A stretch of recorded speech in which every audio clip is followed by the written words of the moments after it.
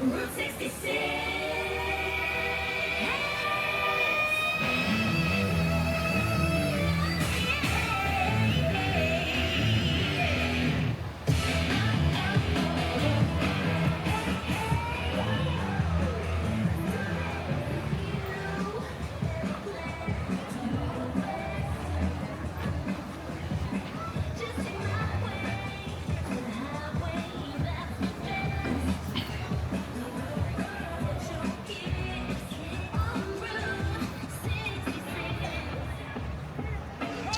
Alright guys, there's a quick update on Dinoland, the area.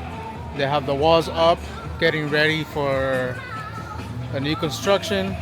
As you can see, it is January 26th, Sunday, and this is how it looks, as you can see in the background.